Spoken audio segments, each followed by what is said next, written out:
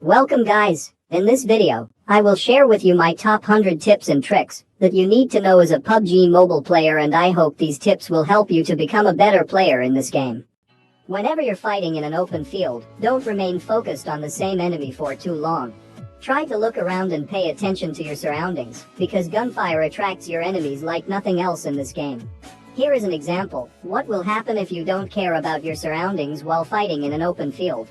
These guys are too busy fighting with their opponents, and didn't even bother to spot a moving car in an open field. This is also known as tunnel vision. Tunnel vision is basically focusing on the same enemy for too long, and this is what exactly happens if you are in tunnel vision.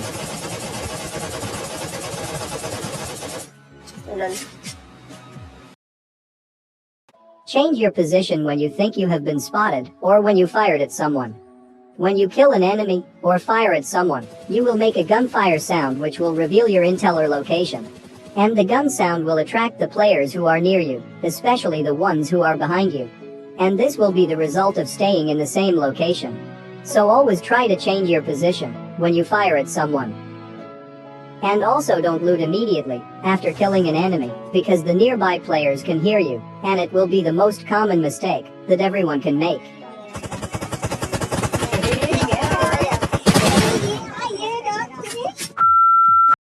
Always leave one bullet in your magazine in order to reload faster. For example, we have here M416. If we reload from 0 bullets, it would take us 1.5 seconds.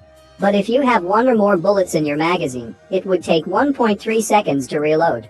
So this would save 0.2 seconds, which may save you in some situations. But if we take a look at weapons like DP29 or M249, the difference would be bigger. To fully reload DP28 would take 5.4 seconds, and when you leave 1 or more bullets in the magazine, it would take 4.4 seconds, so it will save you about 1 second in reloading time, and this trick will definitely help you in some situations if you can remember. If you jump down from a high place, you make a sound. But if you punch while jumping down, you won't make any sound. Few examples. The enemy is punching while jumping. No sound. Jump without a punch. You can hear the sound. When you're traveling to zone in a vehicle and when you want to heal, you have to stop your vehicle and heal. This takes around 3 to 5 seconds, and sometimes more if you press the reverse button to stop the vehicle. The best thing you can do is change your seat and start using first aid kit or any heals. This is the fastest way to stop the vehicle, and this will save few seconds. Be unpredictable. Use tactics that people never seen before. Don't use the same strategy as everyone else. It may work sometimes, but it won't work always. So come up with your own strategy, and your enemies will be dead before they even understand what happened. Huh? I will give you 3 tips on how to rush into a building. When rushing into any building, throw as many grenades as possible. When doing these, you're forcing your enemies to either move or die. Both gives you an advantage. If you're lucky and got a knock, then push without any hesitation. As the other player would be reviving, you will get an advantage over it. If you directly rush into a house without any information, you will instantly die, because campers are everywhere. Instead, see if you could find your enemies through windows, and make the kill without entering into building at all.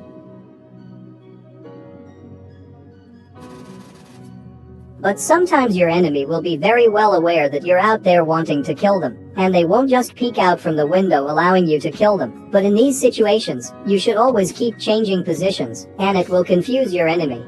If you think your enemy is camping on the first floor, try to get the high ground and see if you could find your enemies from nearby buildings. And the best trick here is the fake grenade trick. Throw a smoke grenade, and when the enemy hears the grenade sound, he will be forced to move as it might be frag grenade. Push immediately to find your enemy running away. And the next tip is, 1 knock push strategy. This strategy is used by many pro players. As soon as you knock one enemy, just push with your full squad, because they have 1 man down. Their gunpowder would be low, so you can take advantage of it. And this strategy is powerful in the close and mid-range, not effective in long ranges, but still, you could give a try, but the enemy will be revived. Suppose you're in the middle of a gunfight and your health is so low, so you have to use health kits to heal up, but you're covered by multiple enemies. So in this type of situations, you have to throw the Molotov in the entrance area, where your enemies will most likely to come from. Anyway, the Molotovs will burn for about 9 seconds, that's enough time for you to use the first aids. But even if the players came through the Molotov, they will lose about 80 to 90% of their health, so you can kill them easily, or some enemies will get knocked immediately. If you want to shoot a moving vehicle from a house, just jump on the window and crouch, or prone depending on the distance and situation, and start shooting. In this way, you will get a much better view and angle, so it makes easier for you to kill them. Always focus on the driver. Taking down the driver is always the priority. Because once the driver is taken out, the car will hit the brake and stop. The other guys would have to react quickly to take the driver's seat or to do anything. If you have a full team, then it's easy to spray down the vehicle, but the driver is always the priority. Of course, you can blow up the vehicle if you have full team, it's a lot easier. Don't stand still. No matter which place you are in, you can still get shots from any direction, so always keep moving, especially when someone is trying to snipe you. It will be very hard for them to hit you. Tip number 6, bait your enemies with loot. This trick works best when 2 different enemies are fighting, and one wins the fight and goes to loot them. It is your time to kill the enemy, while he is looting peacefully.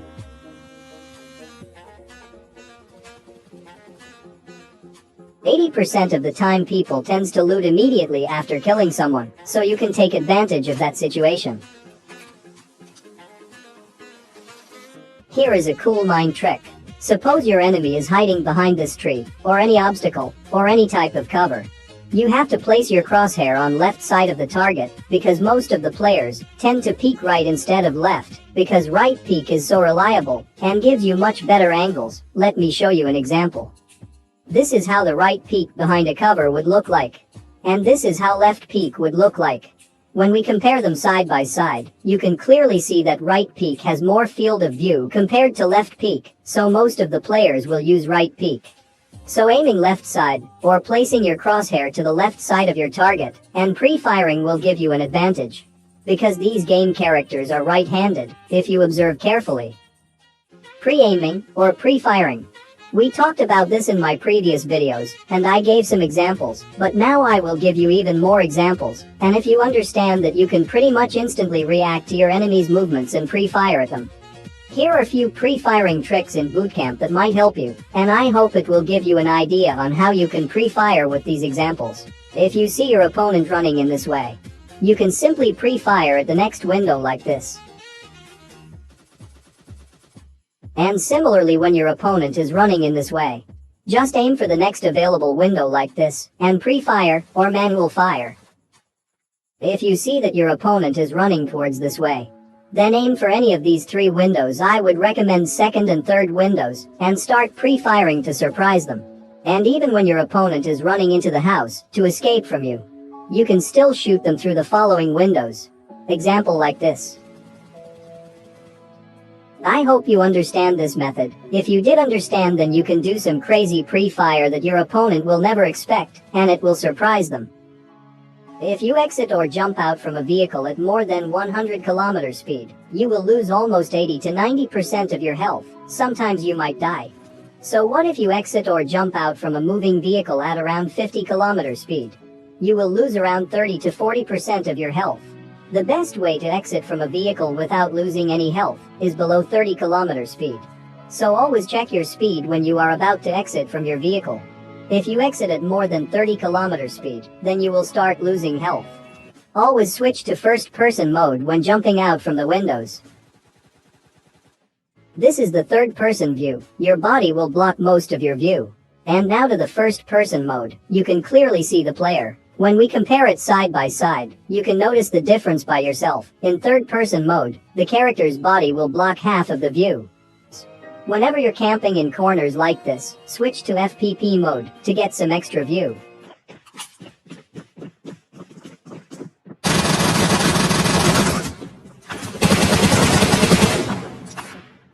Now you can actually mark lines in the map. If you're really bad at memorizing the plane path, this tip is gonna help you a lot. So at the beginning of the game in Spawn Island, open your map, and click on the mark thing. Now create a line on the plane path by tapping on each end. Later when plane path disappeared, this will be very useful to determine where the players will most likely be, so you can either avoid those places or go find players. This one is a glitch, but you can use it as a trick. You can run while shooting by using this glitch. Your gun will not aim at the enemy, but the bullets will still hit them. How to use it? But an iPhone or iPad, this trick will randomly activate while switching between guns. I still have no idea how this works in iPhone, but I use iPhone, and it randomly works. In Android, you need to hold the fire button and open recent apps, and quickly open the game, and now you can run while shooting. If you see a bot with vest and helmet, don't just shoot that bot in the head or in the chest. Shoot in the legs in this way. You can kill the bot without damaging the helmet and vest, which can be useful for you. And the next tip is for gyroscope players only. Having a different sensitivity for sniping and spraying is really helpful. Change your sensitivity when you want to snipe and change it back to normal after. This may be hard at starting, but you'll get used to it. How to spray down enemies in a moving vehicle. If your enemy is driving the vehicle towards you in a straight line, then it's really easy to take them down. But the problem begins when your enemy is driving the vehicle around you in a circular path, or in a horizontal path. Even if you shoot the vehicle perfectly, your bullets may not hit the player. So this tip will help you to hit a moving target in a vehicle. If your target is 100 meters away, then you need to aim at the front bumper of the vehicle. An example is shown in the screen. This method will work for all the vehicles, such as Dacia, buggy, motorbike, including boats. You just need to aim for the front bumpers. If there are no bumpers, just imagine as there is one. When your target is around 200 meters, you need to aim about 2 meters from the front bumper, and also you need to aim a bit upwards to fix the bullet drop, as shown in the screen. As the distance increases, you need to increase the gap between the front bumper according to the distance. You can actually practice this method with your friends in cheer park mode. Ask your friend to drive around randomly in a vehicle like this, and you just need to track the front bumper of the vehicle, example like this. And later on, start shooting while aiming on the front bumper of the vehicle. Try your best to maintain the aim on the front bumper.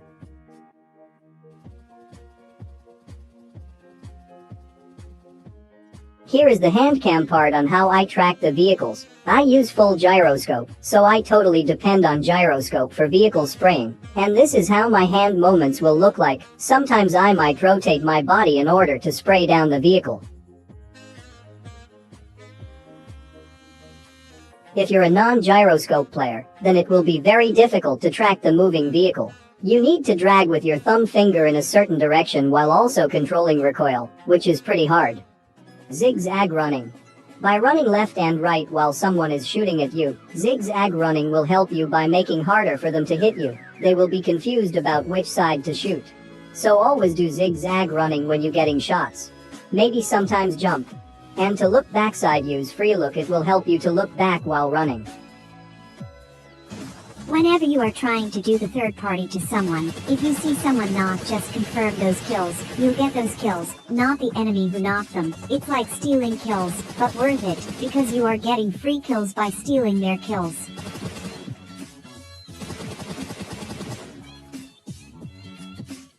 If your microphone making too much noise, then try using push to talk.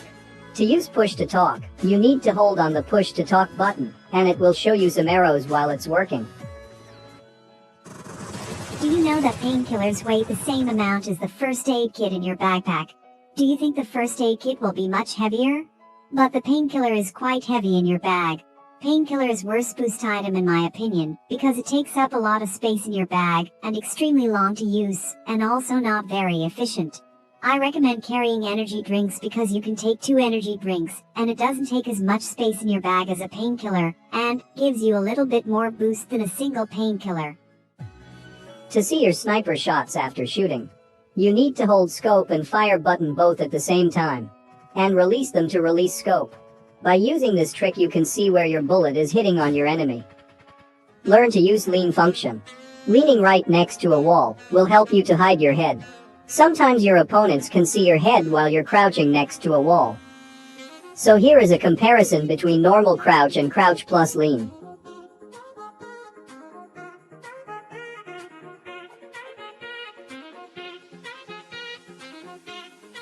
As you can see, I can somehow see the head of a normal crouching player, but not the player with crouch plus leaning.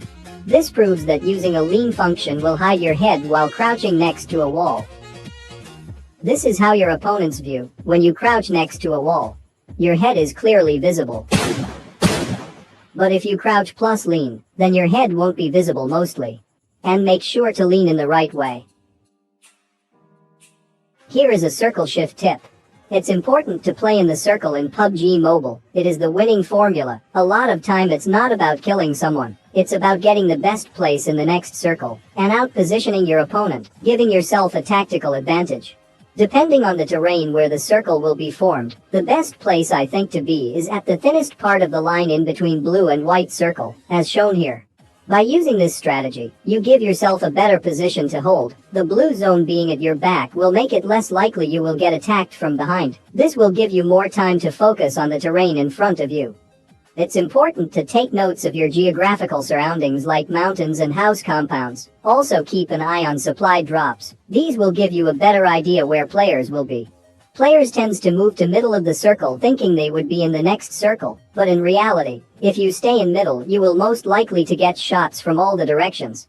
So I would not recommend moving to the center of the circle. Try to stay on edges with blue zone to be more safe. If you have only 2 players in the vehicle, it's good call to be on the same side of the vehicle. In this way, if you need to get out of the vehicle, you will get out on the same side. Let's say enemies are coming towards us. You will be on this side, and ready to fight them. And you can use the vehicle as your cover. Tip: don't engage in a fight when you don't have any nearby cover. What I mean is, you see an enemy running in an open field, and you are also in an open area where you don't have any cover nearby. But you started shooting at the enemy anyway. Later you messed up the spray. Now you are in a big trouble because your opponent is going to shoot back at you, and you don't have any cover to hide. This is why I always recommend you to check for cover. Before you engage in a fight with your opponent, make sure you have a cover nearby. When you have a cover, you can hide if you mess up the spray, a tree or a rock or some other type of obstacles that can provide you with some cover.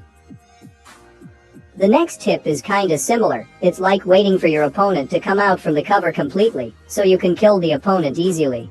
Let's just say you see an enemy running. The first thing you have to do is check if the enemy has nearby covers. If the enemy does have any nearby cover, it's not worth shooting, unless you have really good spraying skills.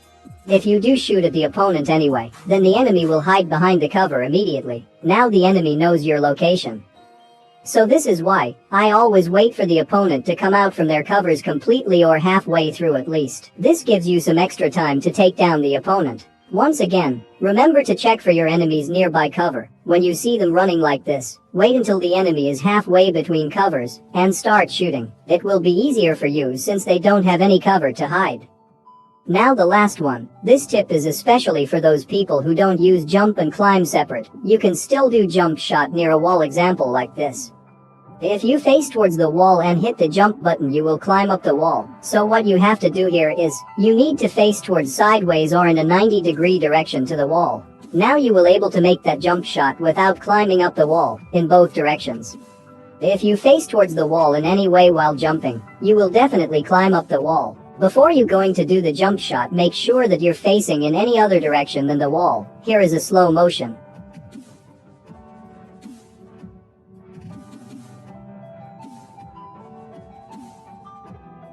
The best way to stop a vehicle is by drifting either right or left.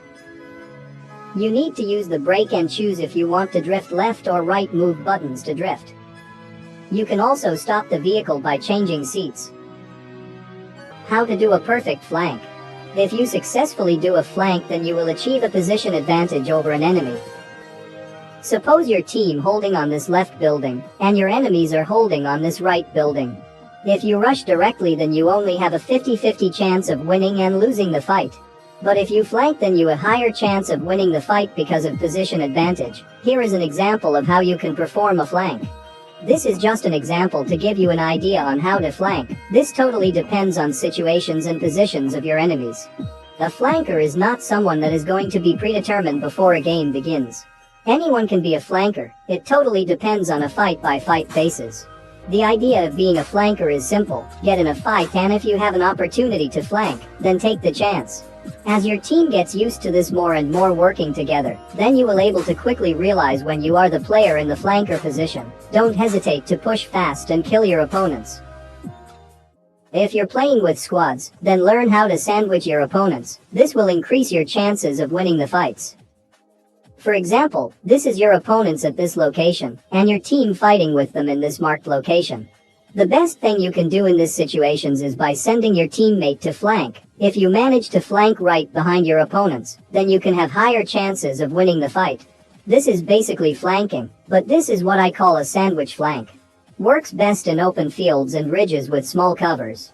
Try not to let your opponents know you're flanking. If they do, then try to get some strong cover, example like this. From here you can put pressure on your opponents from both sides, front and back. And I'm sure you can win almost any fights if you manage to sandwich them correctly. Moving while looting is extremely helpful movement. It just saves your life if anyone shoots you with a sniper rifle. I think most players know this by now. To do this movement you need to move your joystick left and right, while looting crates is going to prevent you from getting easy headshots. You can also do the same movement while healing, but you need to add crouch to the movement. How to handle the panic situation? Well, the best way to handle the panic situation is by getting used to it. What I mean is, if you put yourself in panic situations, then you will know exactly what to do, and how to handle that situation. The best way to learn how to handle panic situations is by dropping in bootcamp's main building. I would highly recommend playing solo versus squads, but it's totally up to you. And once you land in the main building, try to get some kills. Don't be afraid to fight. If you're afraid or scared to fight, then you're at a massive disadvantage. The best way to learn this game is by putting yourself in danger. And as I always say, stop worrying about your rank and KD. Rank means nothing. It's a variable for the matchmaking system to properly place you in a match where you and your enemies are at the same skill level. If you die, you die. You can always start a new match and drop at bootcamp again and again, until you kill everyone in the bootcamp. If you ever fighting against sniper, try to use peek jiggle movement. Peek jiggle movement is using peek left and right continuously. This is going to prevent you from getting an easy headshot. Because while doing peek jiggle movement your head is moving continuously, which makes harder for your enemy to hit you. I will give you 3 reasons why you should carry pistols. 1. It doesn't take up space in your backpack. But you need to disable auto pickup ammo for all the pistols. 2. You can carry extra scopes like red dot and holo sight for your teammates, and it won't take up space in your backpack. 3. You can also carry laser sight, which can be used in most of the assault rifles and SMGs, to increase the hip fire accuracy, and still it doesn't take up space in your backpack. And if you could find Scorpion, it can carry vertical grip and half grip, which would be best in my opinion if you constantly change between grips. Learning weapon sounds is extremely valuable. This is helpful in so many cases, determining what weapon your enemies are using and deciding whether to rush or not. And also, if you hear AWM sniper sound, it is better to stay safe, instead of taking a fight against a most powerful weapon. Even picking up on the sounds of the suppressed weapons is a really helpful skill in this game. You can speed up learning of this skill by playing daily, and if you have enough hours in this game, you're just going to recognize most of the weapon sounds. Anyway, moving on to the last tip. This is kinda like a training drill. Many of you been asking me about how to shoot from a moving vehicle, example like these. You can actually practice this in classic mode while traveling in a vehicle. You have to randomly choose your target. It can be either a tree or rock or other some random obstacles, and then track them at first, example like this. And if you got extra ammo, you can start shooting at the random targets, so you can practice the recoil controlling as well as tracking the target. I practice in this way a lot, and this improves my tracking ability, and shooting from a moving vehicle is a really great skill to learn. Moving on to the tip number 3. This tip is about aim assist. If you don't know how aim assist works, it simply drags your crosshair, or your aim towards your enemy, example like this. Anyway, after some testing with aim assist, I found that aim assist will work at its full capacity, only when your enemy is standing like this. As you can see, the aim drags itself towards the enemy. But when the enemy is crouching, the aim assist doesn't work at its full capacity. It doesn't drag the aim towards the enemy like it used to do before when the enemy is standing. So it doesn't mean the aim assist won't work when the enemy is crouching. It does work, but not as effective as it would be when the enemy is standing. Here is the side-by-side comparison. When the enemy is standing, the aim assist activates immediately and instantly, but when the enemy is crouching, the aim assist will take some time to activate. And when the enemy is proning, the aim assist may not work at all. So what I mean is that, the aim assist will work at its full capacity when the enemy is standing, and when the enemy is crouching, the aim assist will not work at its full capacity. It takes time to activate itself, and when the enemy is snaking, the aim assist may not work at all. So this shows us that, crouching and spraying is a lot safer than standing and spraying, and also crouching will reduce recoil. And when you go prone, aim assist doesn't work on you, so it's really hard to spray at someone when they are snaking, especially in long-range fights. Plus it also reduces almost half of the recoil. Tip number 5. Dead teammates are really useful. They can guide you to get chicken dinner. Especially in panic situations where your ability to spot the enemies is so low, in these situations they can be really helpful if they know how to give a perfect call-out. Dead teammates can't go into a panic situation because they are already dead, so they can spot the player and think normally. Here is an example, where I didn't spot the enemy, but my teammates did spot the enemy. In this type of situation, listen to your teammates' callouts, and take the action really quickly. Enemies ahead!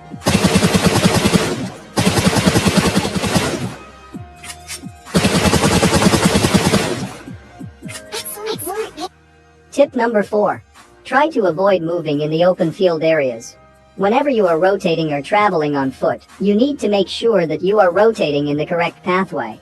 While moving in the open field, you try to maintain a position close to cover, whether it is a tree or a rock or any type of obstacle, which can provide you with a cover. It's important to maintain a cover when you're getting shots at you. You can quickly get into nearby obstacles which can provide you with a cover and start shooting back. This will give you the ability to put the pressure on your opponents.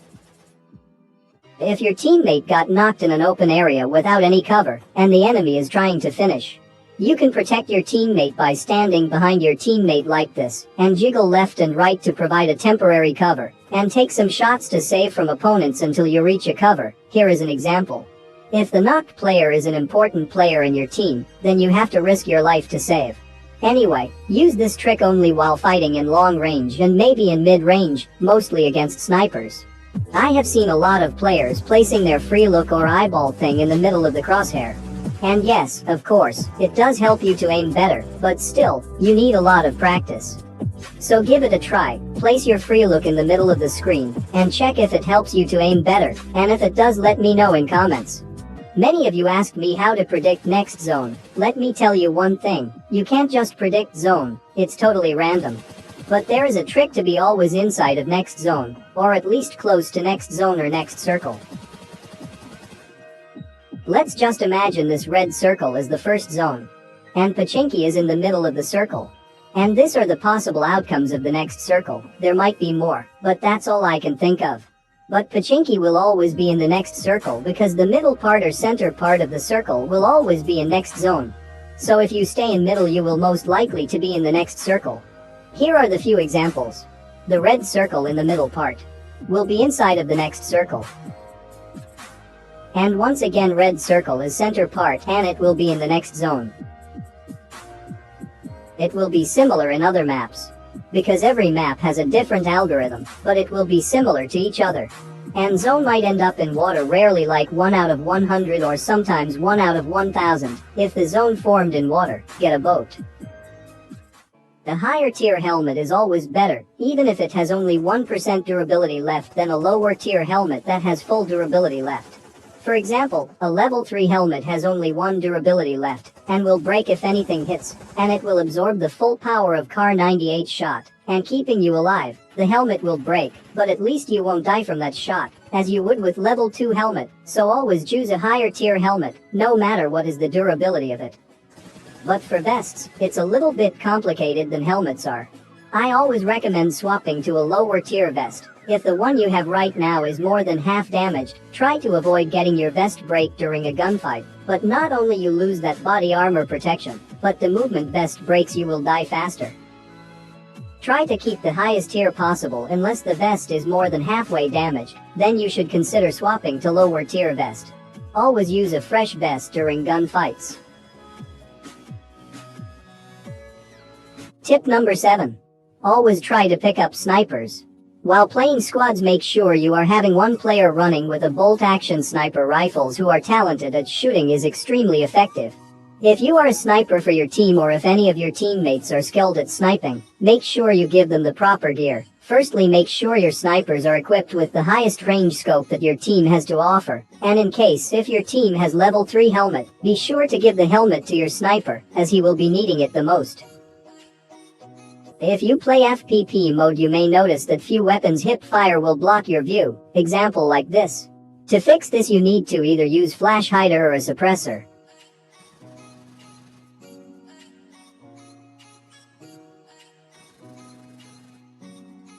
Using a compensator will not fix this. This game is all about strategy from the very moment the plane starts flying.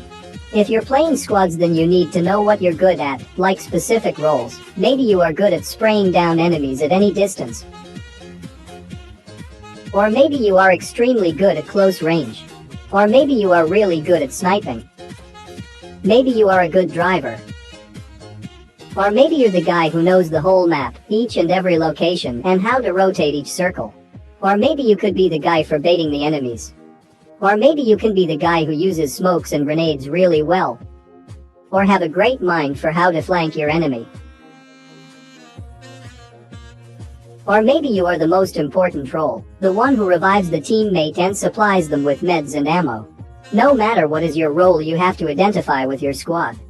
The 4 basic roles that every team should have. The first important role is IGL. IGL stands for In-Game Leader, and that is exactly what this player is. Your IGL should be the most experienced player, and who is capable of giving the best call out in any situations, and your IGL should be the player where you put your faith to have major choices decide.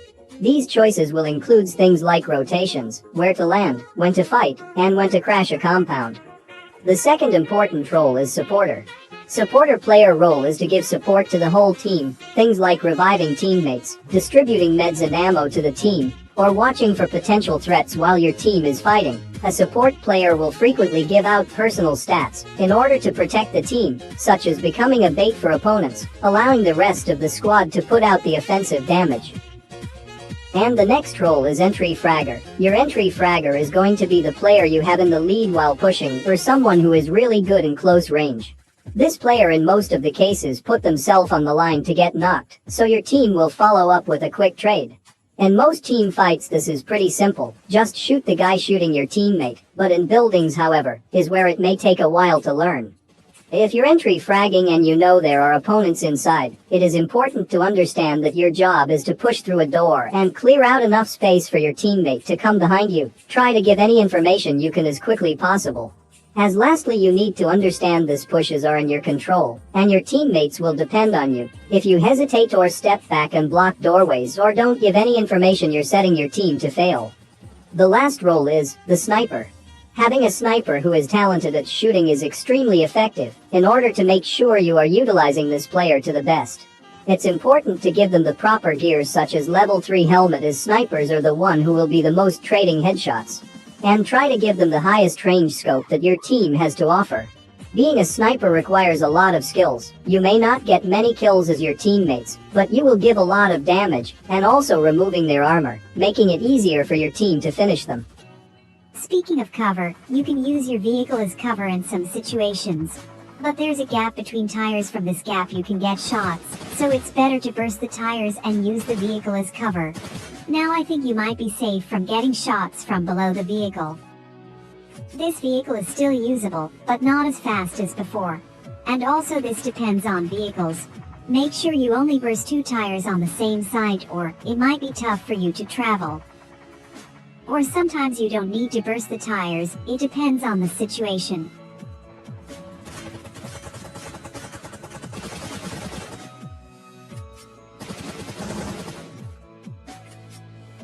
Do yourself a favor by having the same weapons in the same slot every time.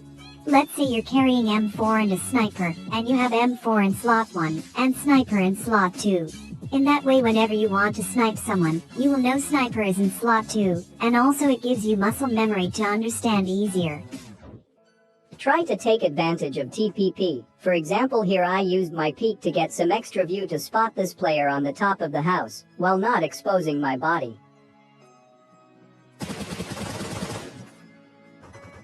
This tip is about game mechanics. Your right peek actually exposes less of your body than left peek does.